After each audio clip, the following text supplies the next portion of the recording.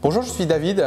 J'ai été le distributeur pendant plusieurs années de la marque allemande DRS en France. C'est pourquoi elle m'a choisi pour vous présenter aujourd'hui les nouveaux X1 et X1 Pro. Tous les deux sont livrés dans des mallettes Pellicase très résistantes, idéales pour voyager. Voici le boîtier de contrôle que se partagent le X1 et le X1 Pro. Le X1 est tout simplement ce qu'on appelle un magnétomètre. Il a dans cette sonde un seul capteur. Ça vous permet de faire des scans verticaux du sol à la recherche d'anomalies comme les cavités ou les métaux. C'est contrôlé par une tablette PC et un joystick avec un logiciel en 3D multilingue et vous pouvez voir les scans directement sur la tablette. Vous pouvez bien sûr mettre la tablette directement ici si vous le souhaitez. Bien sûr, le casque est livré pour plus de discrétion et les chargeurs également. En gros, il y a plusieurs différences entre le X1 et le X1 Pro. Le X1 est un simple magnétomètre, alors que le X1 Pro, lui, est un gradiomètre, c'est-à-dire que la sonde n'a pas un seul capteur, mais elle en a deux. Ceci vous permet de faire comme avec les X2, X3, X4, X5, qui sont les modèles haut de gamme de la marque. Ça vous permet de faire des vrais scans du sol en temps réel. Vous avez les informations qui apparaissent en temps réel sur la tablette, alors qu'avec le X1 normal, c'est pas possible. C'est juste un scan vertical avec un capteur. Là, on a deux capteurs, ça vous permet une meilleure résolution et surtout un affichage en temps réel. Donc les performances sont vraiment meilleures. Il y a aussi avec le X1 Pro, cette sonde qui est tout simplement ce qu'on appelle une sonde long range qui vous permet de détecter les anomalies électromagnétiques sur le terrain et vous donner une direction pour commencer à scanner. Donc le X1 est tout simplement un magnétomètre et le X1 Pro lui est beaucoup plus performant puisque c'est un gradiomètre avec un mode long range pour trouver les anomalies électromagnétiques. Le X1 Pro vous permet aussi d'avoir des scans en temps réel, vous permet de mémoriser plusieurs scans dans la tablette. On va maintenant vous montrer comment ça marche sur le terrain. Les X1 et X1 Pro sont très simples à utiliser puisque tout se fait à partir du joystick et de la tablette. Donc vous voyez, là il y a un scan, on a une zone métallique et on peut voir en dessous comment ça marche. C'est vraiment très bien fait. En dessous, vous avez le bouton, du moins la prise pour le charger.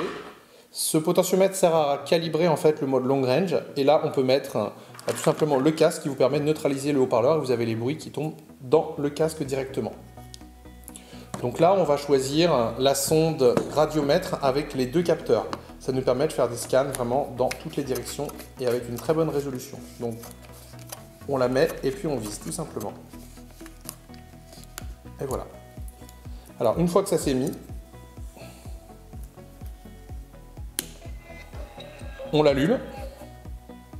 Et vous allez voir avec le petit joystick, on choisit les options qu'on veut.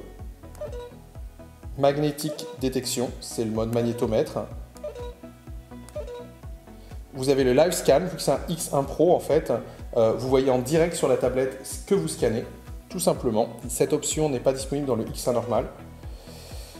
Automatique scan et manuel scan en fait, vous avez deux choix. Soit vous faites un pas, vous appuyez, le scan apparaît sur l'écran, soit vous vous mettez donc en mode automatique et vous dites bah voilà, je vais faire tant de pas dans cette direction, je vais revenir comme ça. Donc on peut choisir sur la tablette notre chemin et lui il règle pour vous les signaux qu'il envoie dans le sol. C'est un petit peu ce qui se fait un peu partout. Donc en manuel et automatique, memory scan en fait, on peut mémoriser des scans tout simplement dans la machine pour après les transférer dans le PC. Là on peut les effacer. Là vous voyez, on peut transférer la mémoire des scans du boîtier sur le PC. Et là on peut voir l'état de la batterie. Et là on est dans le mode long range vu que c'est un X1 Pro. Le long range se fait avec ça.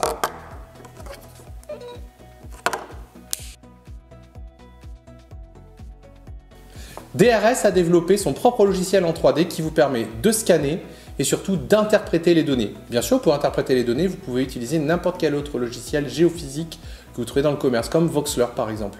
Mais là, on va vous montrer celui qui est livré avec chaque appareil, à savoir le logiciel DRS 3D. Première chose, vous allumez votre tablette PC Windows ou votre PC Windows. Hop, on va cliquer dessus. La première chose à faire, c'est de définir la langue. On clique donc ici, File, et on va se mettre en français. C'est beaucoup mieux. Alors, le logiciel est très simple à utiliser. La première chose à faire, c'est quand vous allez commencer votre scan, c'est de dire quel appareil vous avez, quel kit de scan vous voulez. Alors, on clique sur Dossier et on va sur paramètres de connexion. Alors, on y va. Là, vous voyez, là, vous allez définir le nombre de colonnes que vous allez faire. D'accord? Et là, en dessous, vous allez définir le nombre de pas que vous allez faire. Donc, vous voyez, au final, ça fait une grille. OK? Il faut que vous imaginiez que chaque carré représente 30 cm par 30 cm. Donc là, vous allez faire 1, 2, 3, 4, 5, 6 pas sur à peu près 5 colonnes. Ensuite, ce qui est très important, c'est de déterminer de quelle manière vous allez scanner. Alors, on commence toujours par si vous allez scanner cette zone-là, par exemple, vous allez commencer par en bas à droite. Alors, on y va. En bas à droite, on est là. On pourrait s'amuser à scanner comme ça. Ça, c'est ce qu'on appelle le scan parallèle. Vous voyez, on y va, on monte, on monte, on monte. Ou alors, vous avez, si vous voulez, le scan en diagonale. Donc, on commence toujours en bas à droite. Et le scan en diagonale, on y va. On va se décaler, et là on rescanne et on va en arrière. On remonte, on se décale et on revient en arrière. Donc voilà pour ça. Il faut savoir aussi que l'appareil, quel que soit ce que vous utilisez, le gilet ou bien le X1, X2, X3, X4 ou X5, il vous permet soit de scanner en automatique ou soit en manuel. Ça se règle directement sur votre boîtier.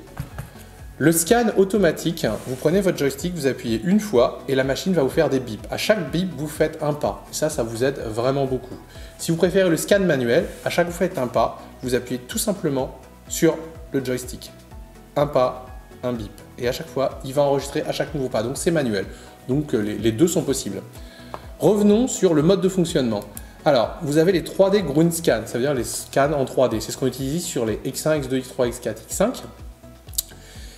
En gros, c'est le scan de base du magnétomètre, du gradiomètre. Ensuite, vous avez Horizontal Live Search et Vertical Live Search. Horizontal Live Search, Vertical Live Search, c'est avec les X1 Pro et avec le X5 et le X1, bien entendu.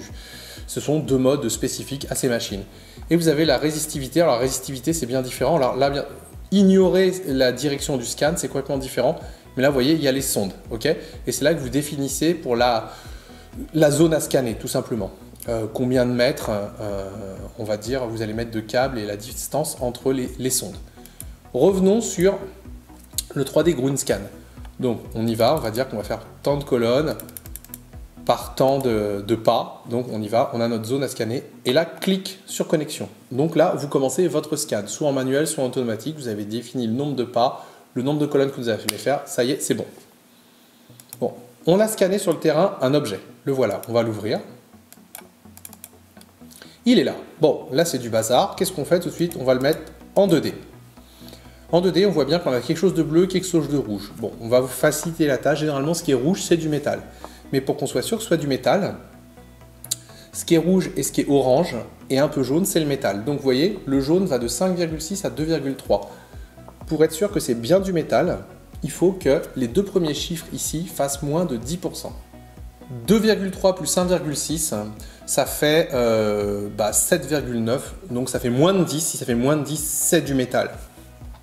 Alors on peut s'imaginer que le bleu autour, c'est une cavité, donc on aurait du métal dans une cavité. Seulement, c'est pas aussi simple que ça. Vous voyez, en bas, 84,8. Pour que ce soit une cavité, il faut que ça fasse 100%. Or là, ça fait 84,8. À chaque scan que vous allez faire, cette échelle de couleur va changer. Là, malheureusement, on pourrait rêver que c'est une cavité, le truc bleu. Bah non, c'est tout simplement un effet de sol, c'est du sol. Pour que ce soit une cavité, il faut que le bleu fasse 100%. Or là, c'est pas ça. Donc, il s'agit tout simplement d'un objet qu'on a enterré. Bon, on sait maintenant qu'on a un objet qui est enterré. Alors, regardez un peu comment ça fonctionne. Vous voyez, là, on a un tableau avec le nombre de pas qu'on a fait et le nombre de colonnes. Vous voyez, ce qu'on définissait tout à l'heure. Là, vous voyez que 123, on a 120, 123 partout, donc c'est du sol, c'est neutre. Sauf que là, on a 235, 235, 234 sur 3 cases. Et bien, regardez ici, quand on va aller un petit peu ici, vous voyez, ici, notre curseur est toujours rouge.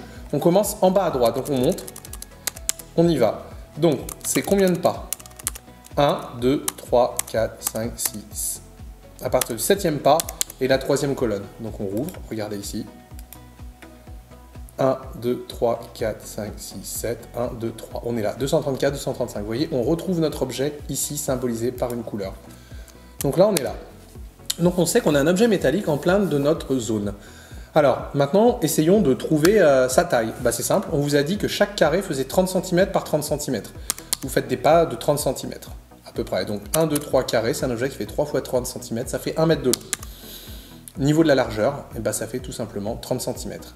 Ah oui, c'est un vieux morceau de tuyau qu'on a enterré sur notre terrain de test. Donc on sait qu'on a un vieux tuyau qui fait à peu près 1 mètre par 30 cm de diamètre. Comment est-ce qu'on trouve la profondeur? Ben, c'est très simple, passons en 3D. La première chose à faire, bien entendu quand vous allumez votre logiciel, c'est de dire ce que vous avez scanné comme terrain, qu'il soit neutre, du béton, du sable, la minéralisation, s'il est mouillé ou pas. Tout ça, ça influence vraiment le logiciel, donc c'est très important. Nous, on l'a enterré dans quelque chose de très neutre, un terrain sablonneux. Là, c'est très facile à faire un trou. On y va. Donc le terrain sablonneux, ici. Donc on y va. Alors regardons un petit peu. Donc, on va dézoomer, on utilise la souris, la molette de la souris pour ça. On y va. Donc ici, on regardait la profondeur. Maintenant, pour utiliser la profondeur, regardez, pour la jauger, vous avez 2 flèches sur la gauche. On va descendre. Notre objet métallique, on vous a dit que c'était le orange et le rouge. Le orange foncé et le rouge. Donc vous voyez, ça commence entre 2 mètres et ça va jusqu'à 2,80 m à peu près. Donc on a quelque chose qui fait 30 cm de diamètre qui se trouve entre 2 mètres et 2,80 m de profondeur. Donc c'est quand même très précis. On ne peut pas savoir exactement ce que c'est, sauf si vous utilisez un résistiviomètre par exemple, sauf que là, vous voyez, il y a une coupure très nette. On la voit ici. Et quand il y a une coupure très nette, que ce soit un radar de sol ou un magnétomètre, généralement c'est du fer. Ça coupe, c'est comme ça. Donc là, en plus, vu la coupure, vu que ça ne reprend pas en couleur, derrière on a du rouge qui est coupé net, c'est du fer. Donc on a un tuyau en fer qui fait 1 mètre par 30 cm à plus de 2 mètres de profondeur, mais pas plus de 2,90 m enterré. Donc on a quand même toutes les informations dont on a besoin. Donc une fois que vous avez terminé donc, de scanner, tout simplement, vous arrêtez et puis vous pourrez rouvrir d'autres fichiers à chaque fois que vous scannez. Le logiciel est donc très très bien fait.